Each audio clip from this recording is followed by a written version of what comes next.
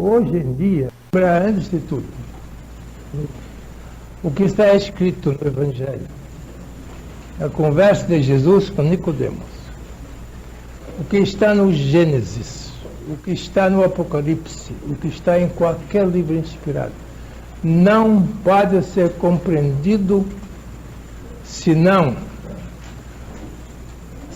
admitirmos que esta humanidade seja uma humanidade definitiva. Não se compreende. Esta humanidade deve ser considerada como uma humanidade provisória, muito inicial. Deus não criou nenhuma humanidade perfeita. Também não tinha essa intenção. Nós sempre pensamos que Deus tenha tido a ideia de apresentar um show, um homem perfeito. Eis aí minha habilidade criadora, é este aqui.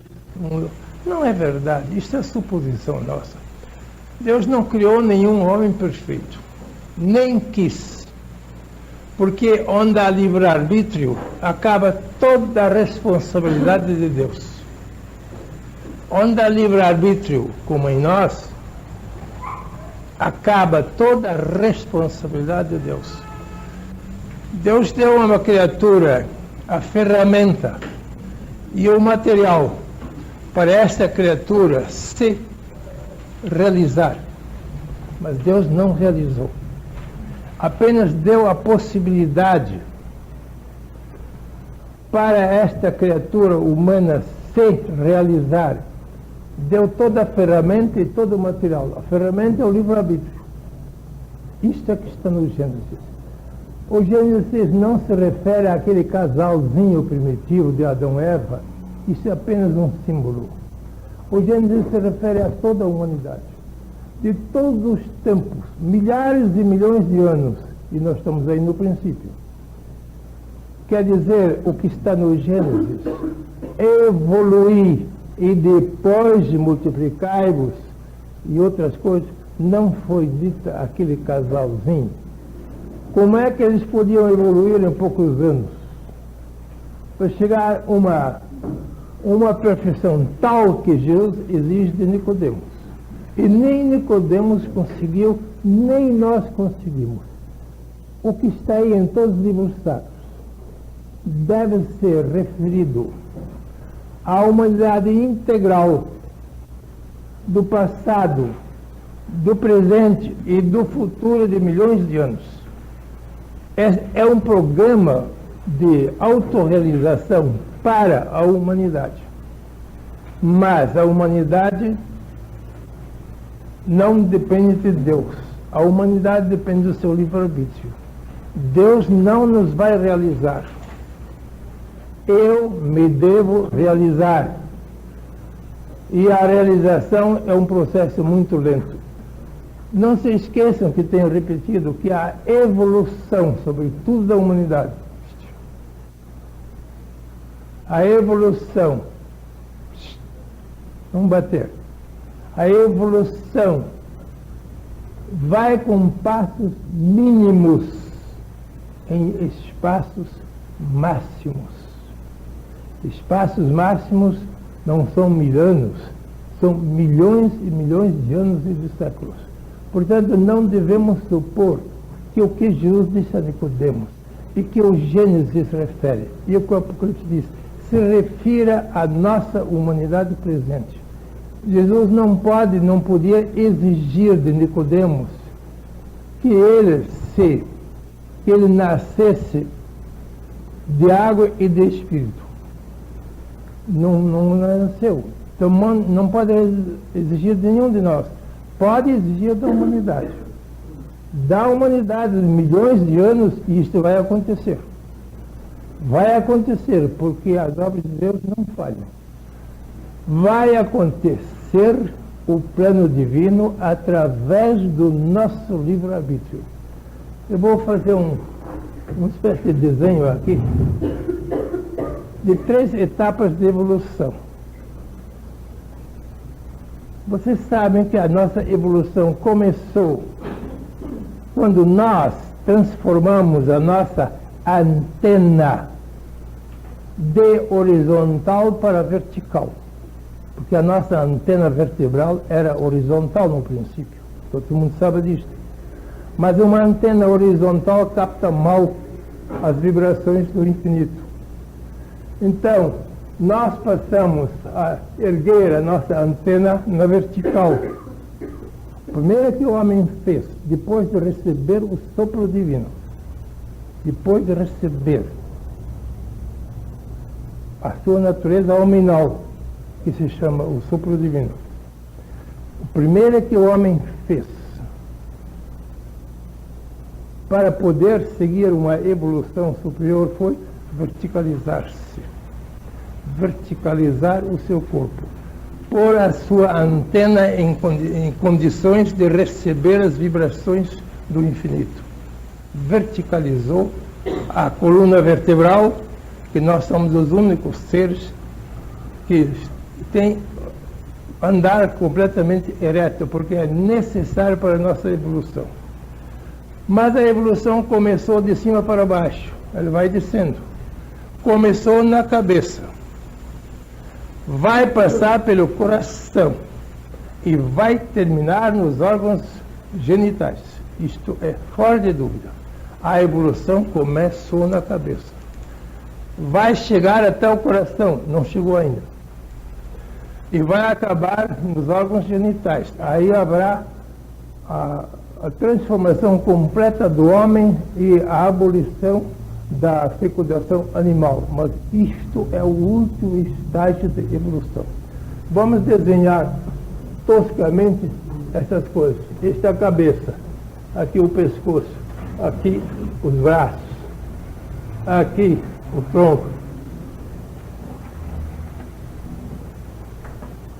Este quadro é horrível. Se alguém me substituir uma vez este quadro, eu dou 1000 graças. Não se pode escrever nesse quadro. Bem, vamos dizer que este é o homem. Aqui, número 1, cabeça. Número 2, coração. Número 3, órgãos genitais. Isto é o caminho da evolução. Por enquanto, a nossa evolução se deu só do pescoço para cima. Só do pescoço para cima. O resto do homem não passou por nenhuma evolução. O resto é tal qual qualquer animal, os mamíferos superiores. Agora, na cabeça, nós mudamos. Porque a inteligência nos distingue de qualquer animal. O animal não sabe pensar abstratamente. Ele sabe pensar concretamente, mais ou menos biologicamente, mas não pode formar nenhum pensamento abstrato como nós. Quer dizer, a nossa evolução começou do pescoço para cima. E até hoje a nossa evolução não saiu da cabeça. Nós somos diferentes dos animais unicamente pela nossa inteligência. O resto é a mesma coisa. Comemos do mesmo modo, nos reproduzimos do mesmo modo, agimos do mesmo modo como qualquer animal. Não é verdade que somos superiores integralmente, somos superiores somente do pescoço para cima. A inteligência está dominando toda a humanidade. Segundo as estatísticas, 90% de todos os seres humanos são intelectualmente normais. Intelectualmente normais. 90%. Quer dizer, uma porcentagem muito grande. Não precisa uma inteligência muito desenvolvida, uma inteligência normal, que saiba pensar normalmente para as necessidades da escola primária, ler, escrever e contar, isso é pensamento normal. Isto dizem as estatísticas, pelo menos 90% da humanidade está em estado intelectual normal. É muita coisa. Que a humanidade já esteja 90% intelectualmente normal. Mas, se descermos da cabeça para baixo, chegarmos até o coração, e vamos chamar o coração a consciência. A razão propriamente, mas vamos dizer a consciência. Se dissermos da ciência, que é aqui, para a consciência, a coisa muda completamente. A nossa evolução não chegou ainda até o coração, porque nós não nos guiamos pela consciência, nós nos guiamos pela ciência. A ciência, diz Einstein, descobre as leis da natureza de fora. A consciência realiza os valores de dentro. Isso é a definição de Einstein. A ciência descobre as leis da natureza fora de nós. Isto é ciência. A ciência é feita pela inteligência. Então, pela ciência nós descobrimos as leis da natureza fora de nós. Isto é o que estamos fazendo atualmente. Mas, se nós chegarmos até a consciência, que ainda não chegamos, nós não nos contentaremos com descobrir as leis da natureza fora de nós. O que é que vai acontecer se nós evoluirmos até a consciência, que eu represento pelo 2 do coração? Se nós descobrirmos, se nós evoluirmos até o coração, descendo da cabeça para o coração, então, diz Einstein, seremos criadores de valores internos, criadores de valores internos e não descobridores de fatos externos. Então ele diz, mas dos fatos não conduz nenhum caminho para os valores. A inteligência não pode produzir a consciência. Quase toda a nossa inteligência abstrai completamente da consciência. Às vezes é contrária à consciência, mas pelo menos ignora. A ciência ignora a consciência. É o estado atual da humanidade. A ciência ignora a consciência. A cabeça ignora o coração. Quer dizer, a nossa evolução não saiu do primeiro estágio. Nós estamos aí no primeiro estágio de evolução, que é uma evolução puramente cerebral. É uma evolução cerebral que está limitada à nossa cabeça. O próximo estágio de evolução necessariamente vai atingir o coração. Pelo coração, nós seremos criadores de valores dentro de nós mesmos, autocriadores de valores, não descobridores de fatos, que é a ciência, mas criadores de valores. A humanidade não chegou a isso. Há indivíduos isolados, esporádicos, que já fizeram este segundo passo da evolução, mas isto não é a humanidade. O grosso imenso da humanidade não seguia pela consciência, seguia somente pela inteligência e pela ciência. Quer dizer, não chegamos ainda à evolução número 2, que eu designei aqui como sendo número 2. Só no fim de tudo, depois de realizar o número 1 e o número 2, vamos realizar o número 3, de que fala a história de Jesus com Nicodemos. A transformação daqui por diante, dos órgãos genitais em diante, será o último estágio da evolução humana. O último. O nosso modo de nascer e de conceber será tipicamente hominal e não mais animal. Mas isto não se pode esperar para a presente humanidade. Isto foi dito no Gênesis para o primeiro casal, mas o primeiro casal não o realizou, nem o podia realizar. Continuou a procriação como qualquer animal. A humanidade de hoje também não vai realizar uma outra procriação, uma outra concepção e uma outra procriação, senão aquela que é geral a todos os seres animais. Isto ainda não está na nossa evolução. Quando nós tivermos realizado a primeira e a segunda evolução da inteligência e da consciência, então o nosso corpo também será transformado. Será possível uma reprodução humana diferente da reprodução e procriação do animal, porque isto exige uma evolução completa. E Jesus fala com Nicodemos desta evolução final. Ele não disse que Nicodemos podia realizar isto na sua vida, não realizou, e a humanidade atual não realiza, a não ser raríssimas exceções. Raras exceções, como foi a de Jesus, nós sabemos, mas ele estava no fim da evolução e nós estamos no princípio. Ele estava na evolução final da humanidade, o Filho do Homem. E São Paulo diz que nele habita corporalmente toda a plenitude de Deus. Imagina dizer isto de um homem, que nele habita corporalmente toda a plenitude de Deus. O que Paulo diz de Jesus, isto exige uma evolução estupenda, que não se vai dar em milhares de anos, mas em muitos milhões de séculos. Disto é que ele fala. Mas ele põe isto como fim supremo da evolução humana, e não como consequência imediata. O que Nicodemos fez depois disto? Continuou a viver como sempre. Tornou-se discípulo de Jesus, isso sabemos pelo Evangelho. Naquela noite em que ele foi procurar Jesus, altas horas da noite, com medo de seus colegas, porque ele veio às escondidas.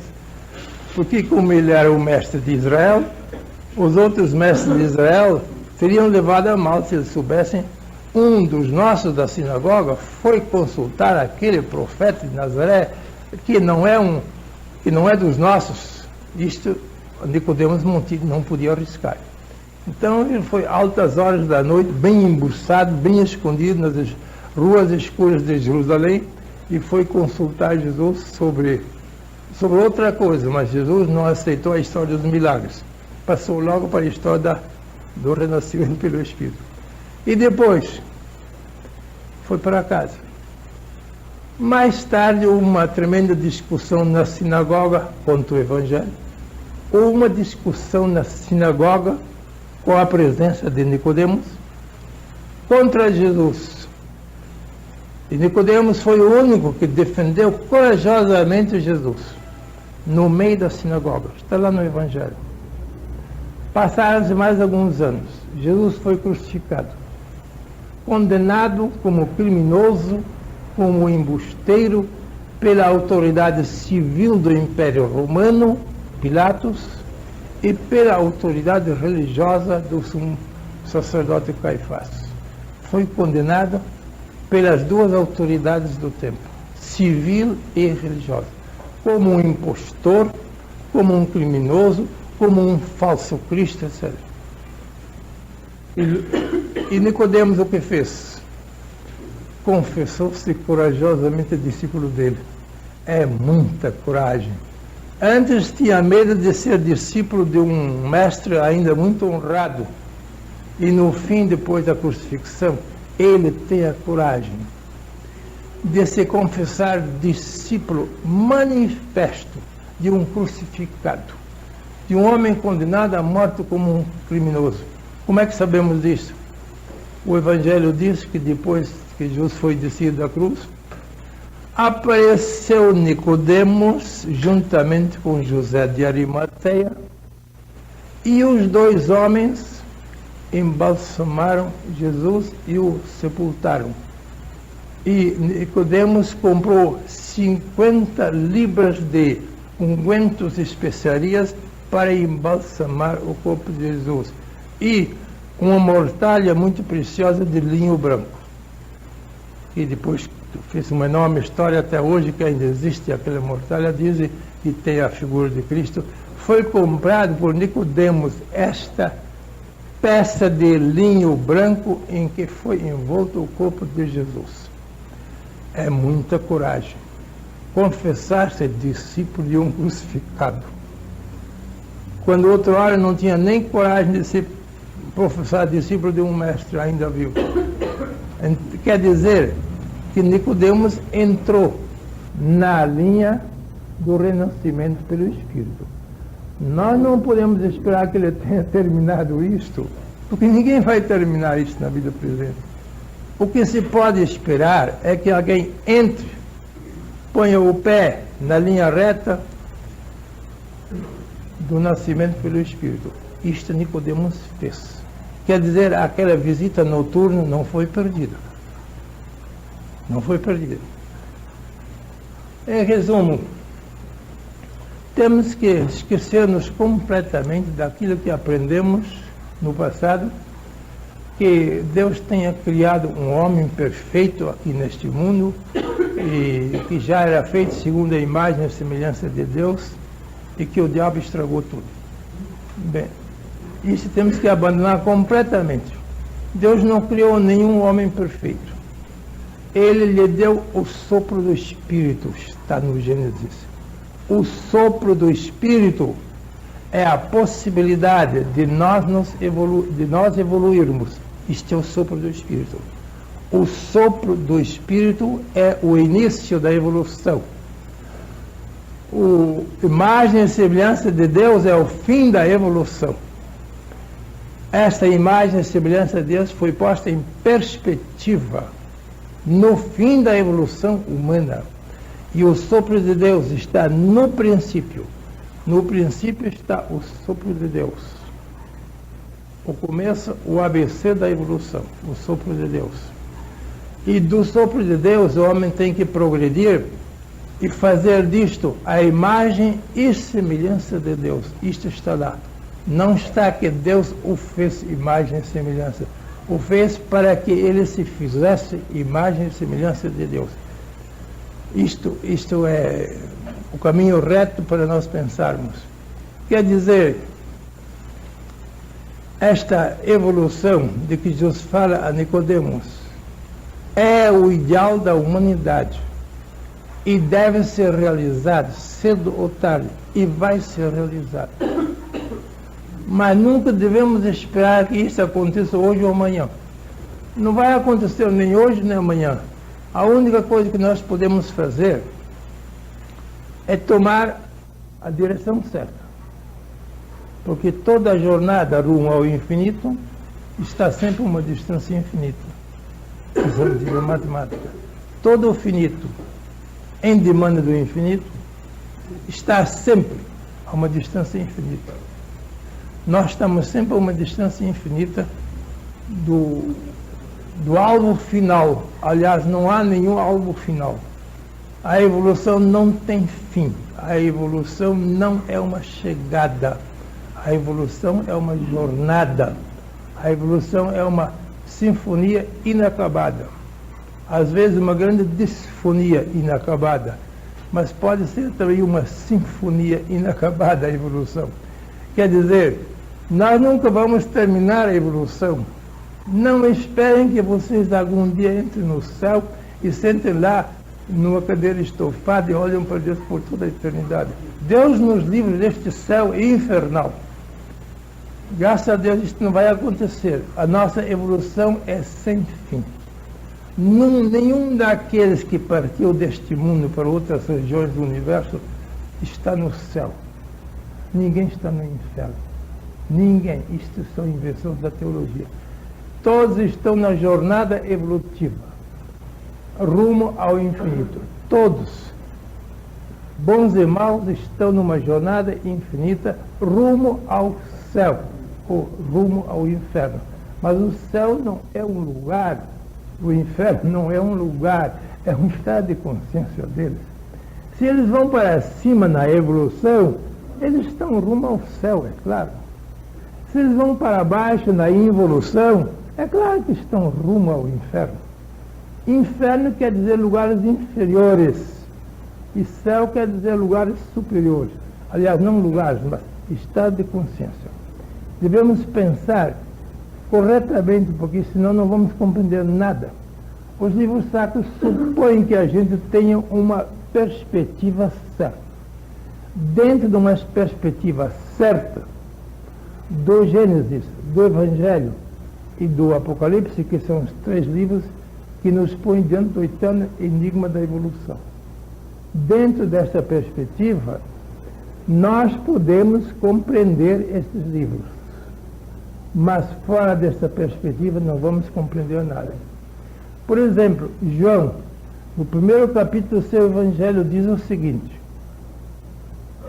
algum dia o homem chegará ao ponto seguinte: nascerá. João diz isto, o discípulo amado de Jesus: o homem futuro nascerá. De que modo? Não pelo desejo do varão, nem pelo desejo da carne, que provavelmente significa mulher, nem pelos sangues, no plural, os sangues no plural. Por que põe sangues no plural? E não pelo sangue, pelos sangues, tanto em grego como em latim. Quer dizer, pela fusão dos sangues. A concepção normal é a fusão dos sangues, masculino e feminino, que ele chama a fusão dos sangues. Diz João: algum dia o homem nascerá, não pelo desejo do varão, nem pelo desejo da carne, quer dizer, pela libido, nem pela fusão dos sangues, mas de Deus. De Deus é dentro da sua própria natureza, do sopro de Deus que está nele, o levará algum dia ao nascimento não animalesco. Isto é que João diz. Mas João não diz que vai acontecer amanhã. Não aconteceu. A humanidade apenas pode iniciar a sua jornada. Mas nós não podemos terminar esta jornada. Estamos no número 1 da jornada, da cabeça. Hoje em dia, a consciência é uma coisa desprezada. Quem seguia pela consciência é um homem atrasado.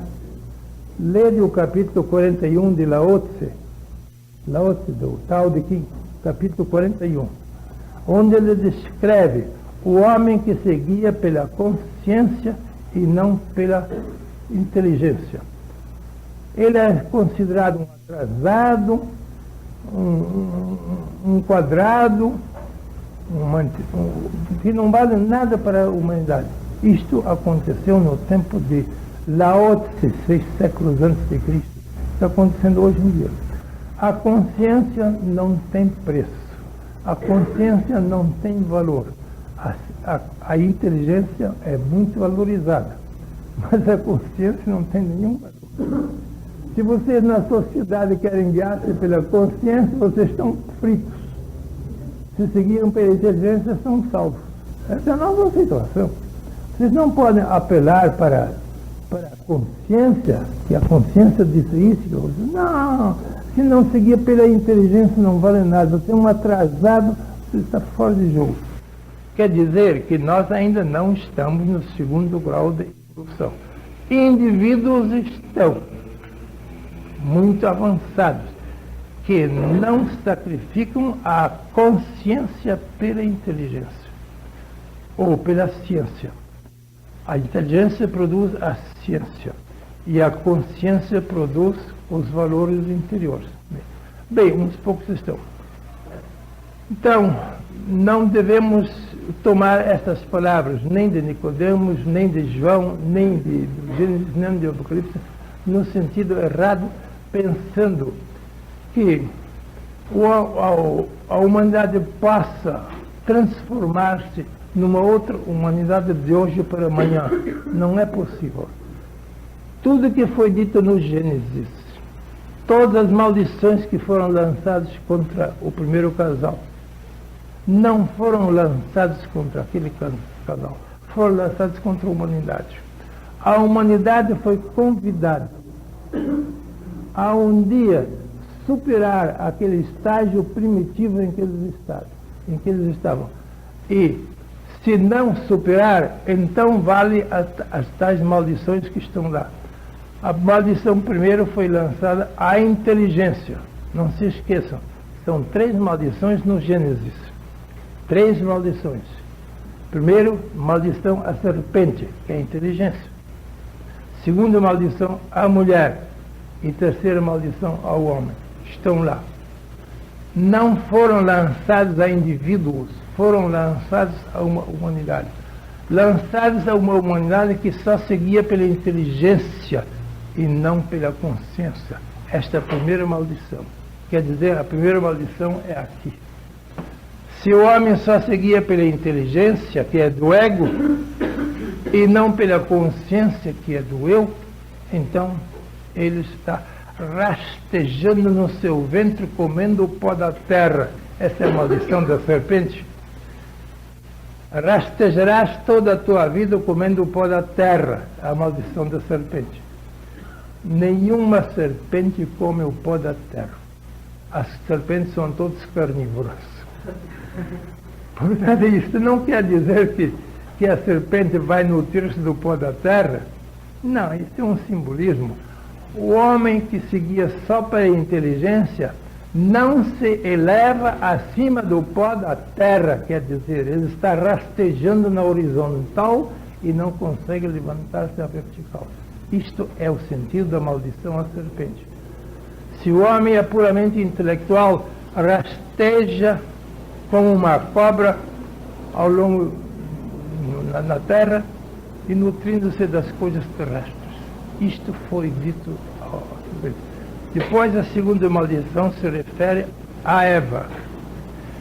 Em dores darás à luz a teus filhos, e terás muitos incômodos com a gravidez. Esta é a maldição de Eva. E serás dominado pelo homem. Já está lá. Serás dominado pelo homem, está lá. As mulheres não gostam disso, mas está lá no Gênesis. 3 coisas a Eva teve que ouvir. Traz muitos incômodos com a gravidez, darás em dores à luz a teus filhos e serás dominado pelo homem. Esta é uma maldição lançada a Eva. Não aquela mulher chamada Eva, mas a humanidade. A terceira maldição é lançada a Adão, ao homem. Porque atendeste ao pedido da tua mulher, a terra seja maldita por tua causa. Se a cultivares, ela te produzirá espinhos e abrolhos, e comerás o teu pão no suor do teu rosto. Esta maldição lançada ao homem. São 3. A inteligência, a mulher e ao homem, que estão envolvidos naquela história do Gênesis.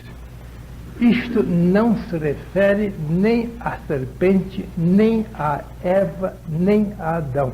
Isso se refere a toda a humanidade do futuro. A humanidade se maldirá a si mesma. Ela não é maldita por alguém. Ela se tornará maldita por si mesma se ela não sair fora da zona da intelectualidade e não entrar na consciência. E tudo isso se refere à humanidade. Mas quando a humanidade chegar à plenitude da sua evolução, ultrapassando a inteligência, ultrapassando até a consciência e entrando até a zona corporal, então nenhuma destas maldições tem valor. Podemos, aqui tem 3: mente, coração e forças. Esses estão no Evangelho. Amarás o Senhor teu Deus. Primeiro, toda a tua alma, isto é o total. Com toda a tua mente, com todo o teu coração e com todas as tuas forças. Essas estão no Evangelho de Jesus. Diz que o primeiro e o maior de todos os mandamentos. Que o homem tenha evolução pela inteligência, pelo coração e até pelas forças do corpo, que é o terceiro. Isso está lá. E a totalidade se chama alma. O total destes 3 se chama alma. Depois vem a designação um por um. Com toda a tua mente, com todo o teu coração e com todas as tuas forças. Isto é a fórmula da evolução total do homem.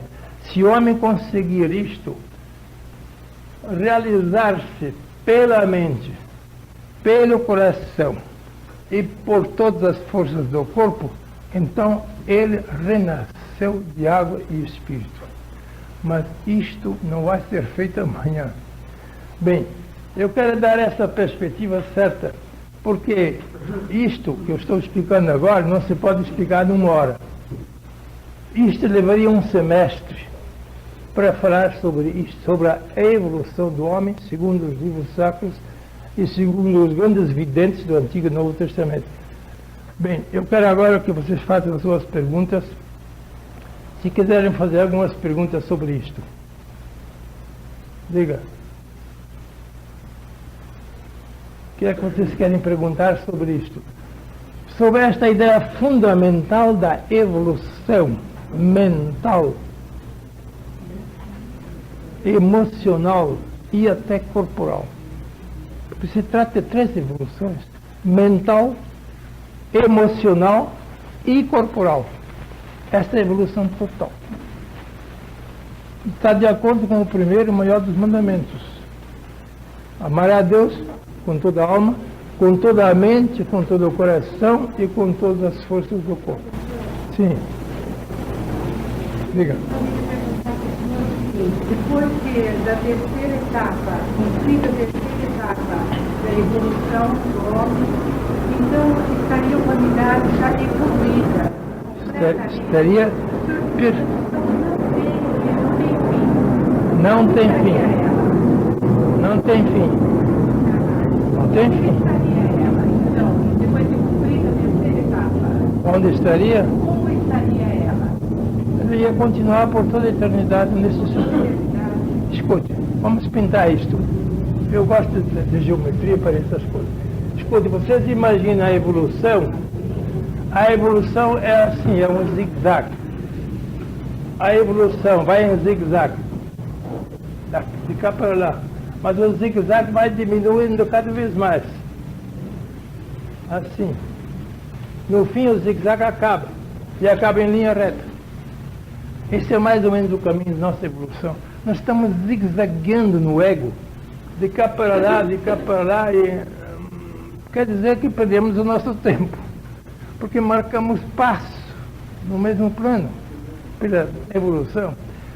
Adiantamos um pouquinho, porque o zigue-zague vai subindo em espiral, mas finalmente vamos terminar todos os zigue-zagues da evolução e vamos finalmente entrar na linha reta para cima.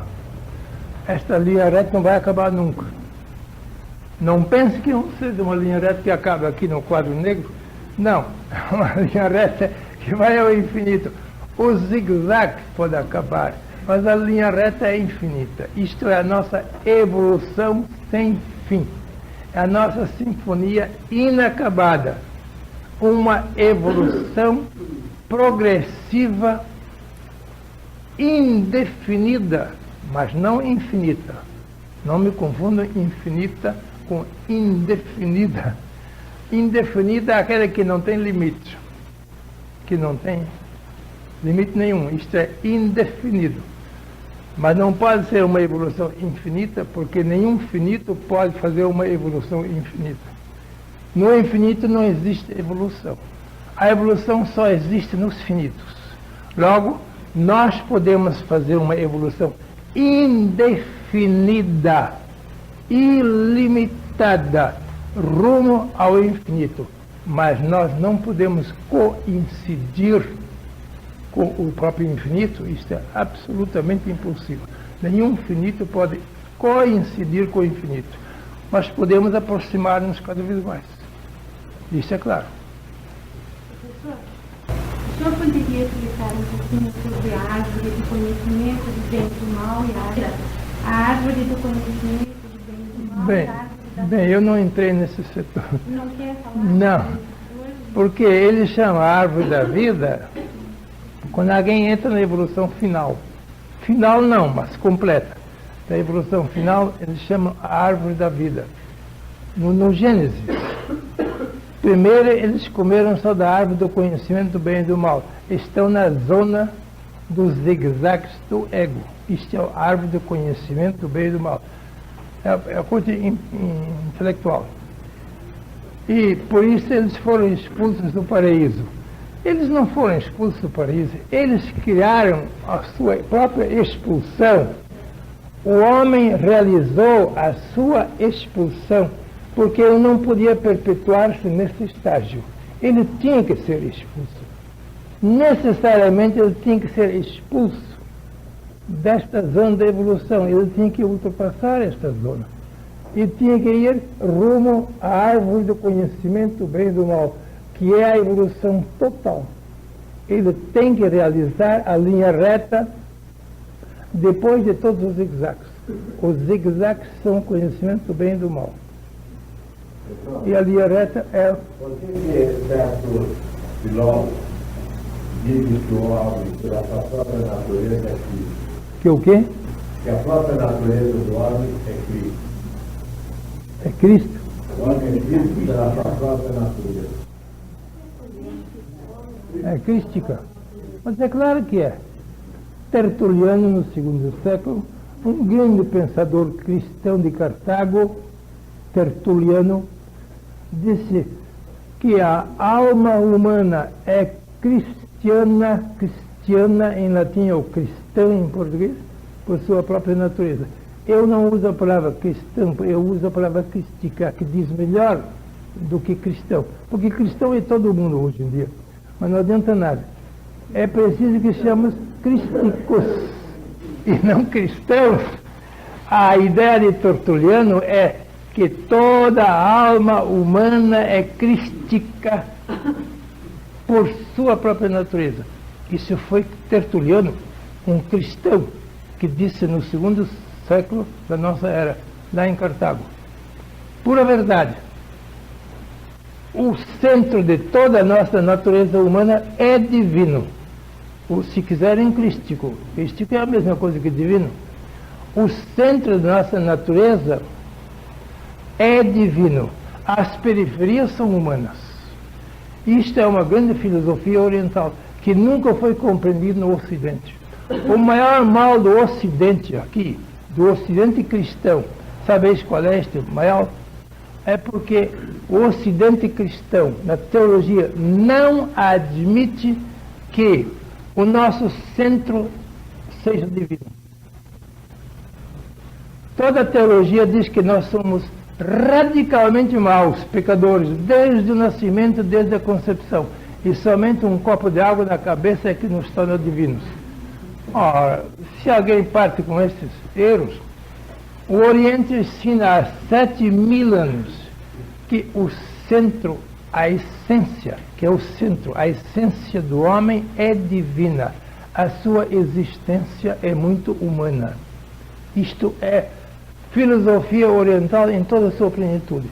E o Evangelho diz a mesma coisa. É a quintessência do Evangelho. O Pai está em vós e vós estáis no Pai. Quer dizer, se a minha alma é Deus, o Pai, então minha alma é essencialmente crística, o divino. Nós partimos de um princípio negativo e dizemos, nós somos maus por natureza. O diabo está em nós. A antiga forma do batismo, não sei se ainda vale depois do Concílio Vaticano II, a antiga forma do batismo que eu tive que usar no meu tempo era a seguinte: sai desta alma, Satanás, e dá o lugar ao Cristo. Esta era a fórmula do ritual que eu usava, não sei se mudaram. Sai desta alma da criança, Satanás, e dá o lugar a Cristo. Isso estava no antigo ritual do batismo, não sei se mudaram. Quer dizer, se a criança já nasceu com Satanás dentro de si. Meu Deus, então a natureza da criança é essencialmente diabólica, satânica, luciférica. Bem, partindo desse princípio, estamos perdidos. Se eu já sou mal por minha própria essência, eu não me posso tornar bom. Quem é essencialmente mal não se pode tornar bom, não é possível. Porque ser bom não vem de fora, não vem de um copo d'água, de uma fórmula, o ser bom. Se eu sou essencialmente divino pela minha essência, então eu tenho uma base. uma base para tornar a minha existência humana tão parecida com a minha essência divina quanto possível. Isto é uma base. Isto é a filosofia oriental. Toda a filosofia oriental e do Evangelho ensinam que a essência do homem é divina. A sua existência tem que assemelhar-se cada vez mais à sua essência. As crianças que Deus abençoe, diz, deixai vir a mim as crianças. Nenhuma das crianças era batizada, não existia batismo. Os judeus não tinham batismo. Deixai vir a mim as crianças, porque de tais é o reino dos céus. É claro que Jesus proclama que a alma da criança é essencialmente crística por sua natureza. Se da criança é o reino dos céus, da criança recém-nascida, não batizada, recém-nascida. Então é evidente que Jesus professa o princípio de que a essência da natureza humana é divina, é crística. E sobre isto podemos construir uma boa filosofia. Mas dizendo que a nossa essência é diabólica, satânica, não podemos. Não saímos de um buraco.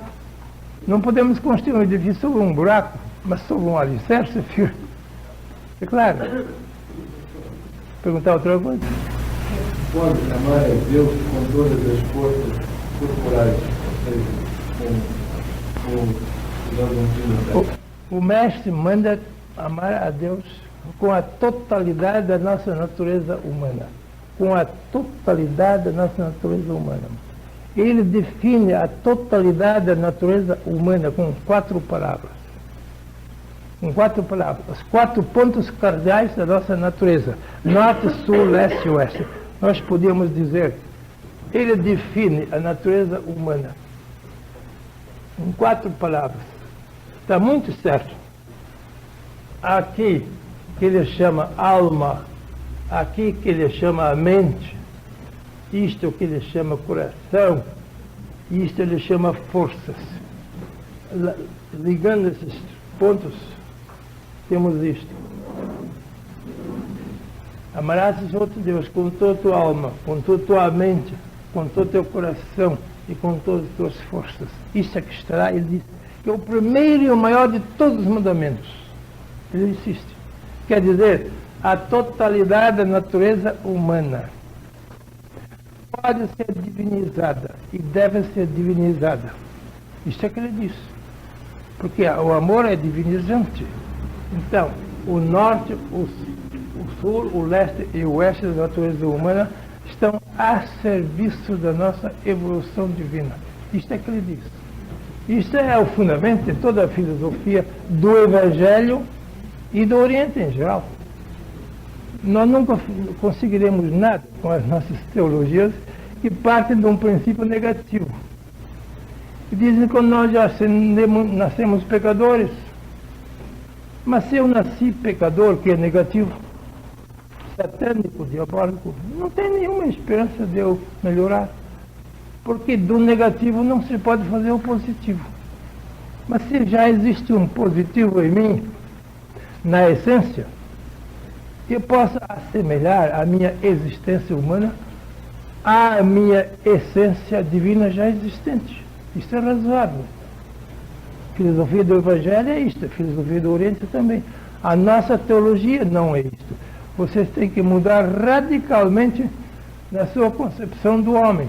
O homem não é essencialmente mau.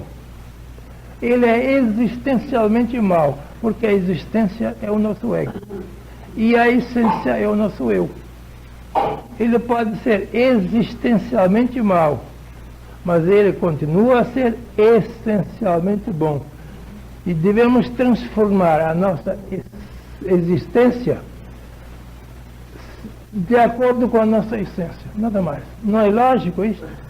Autorrealização. Autorrealização. É isto. Acabou? Nada mais? Diga. Por que os Elohim amaldiçoam a inteligência? Quem? Por que os Elohim amaldiçoam a inteligência na forma de serpente? E até mesmo a Por quê? animalidade do homem? Foi no caso do Gênesis, houve uma luta entre o sopro de Deus e o sibilo da serpente. Está lá no Gênesis. Uma luta, uma oposição entre o sopro de Deus, que é o eu, e o sibilo da serpente, que é o ego. A inteligência é a serpente, é o ego. O sopro de Deus é o eu divino, mas a serpente se opôs ao sopro de Deus. Em vez de se integrar no sopro de Deus, como nós exigimos sempre, que a inteligência deve integrar-se no espírito, ou na razão, que é espírito, ela se opôs ao espírito. Quer dizer, aqui há um jogo, a inteligência quer ir na vanguarda e manda o sopro divino para a retaguarda. Nem tanto, vai abolir o sopro de Deus, simplesmente. Isso está lá. Então a maldição não é por causa da inteligência, é por causa de uma atitude falsa que a inteligência tomou. Essa atitude da inteligência é exatamente a nossa de hoje. Mas a nossa também é essa aqui. A nossa inteligência não vale muito mais que a nossa consciência? Muito mais. Se vocês seguiam pela consciência, vocês são os atrasados. Mas se seguiam pela inteligência, vocês são os avançados. Nós estamos no mesmo caso ainda do Gênesis. Nós não saímos dessa. A maldição da inteligência continua. A maldição da inteligência porque ela se opõe no mundo inteiro ao espírito. A inteligência não concorda com o espírito. Ela quer abolir o espírito. A Bhagavad Gita já disse isto. A Bhagavad Gita disse: o ego é o pior inimigo do eu. O ego é a inteligência. O eu é o espírito. O ego é o pior inimigo do eu. Mas, pelo outro lado, o eu é o melhor amigo do ego. E a Bhagavad Gita continua: o nosso ego é um péssimo senhor da nossa vida, mas é um ótimo servidor da nossa vida. Toda a mesma doutrina. A inteligência deve incorporar-se na consciência e não pode rebelar-se contra a consciência. A maldição não é por causa da inteligência, a maldição é porque ela se rebelou contra a consciência. O ego se rebelou contra o eu. Isto é mal. Isso é uma involução em vez de evolução. É claro que começou uma involução no Gênesis. Começou uma involução em vez de uma evolução. Se a inteligência se põe acima do sopro de Deus, então isso é uma involução. Não é uma evolução. Há três estágios. Estagnação é no meio, involução é para baixo e evolução é para cima. Aqui no meio não há nada, nem evolução, nem involução, tudo parado. Depois vai para baixo, involução para baixo, evolução para cima. Mas nós temos que não ficar estagnando, nem devemos evoluir, nós temos que evoluir. Isso é lógico. A nossa evolução é necessária, a nossa involução é desastrosa e a nossa estagnação não realiza nada. É isto.